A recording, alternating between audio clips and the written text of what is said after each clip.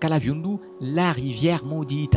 C'est plus qu'un constat, c'est les cris désespérés du Congolais lambda depuis les fins fonds de la deuxième ville de la République démocratique du Congo. Ces pères inquiets de la santé de ses enfants qu'ils voient pieds nus sur un sol qui a déjà changé de couleur, aspirant un air déconseillé puisqu'à côté, oui, juste à côté, la petite rivière, une raison de fierté l'autre fois, a subi les pires ensorcellements d'une caravane.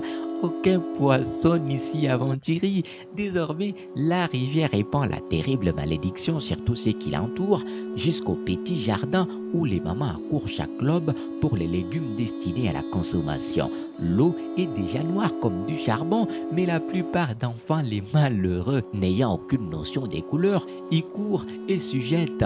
En plus, dans le quartier, la régie des eaux et ce type de choses que l'on ne connaît que par les contes, malgré les multiples promesses faites et qui seront faites d'ici 2023. Dans ces conditions, il est tout à fait possible que l'eau noire trouve des preneurs. Eh bien, des dizaines d'enfants accourent chaque jour à Kalaviundu et en emportent du liquide acide.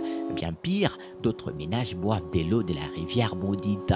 Leurs puits sont juste dans les lits de Kalaviundu. Et ça fait des années qu'ils utilisent cette eau colorée. On a bien peur que leurs intestins n'aient déjà la couleur du charbon ou même entièrement perforés comme les tôles de leur maison. En tout cas, toutes les constructions le long de la rivière n'ont plus des tôles en bon état.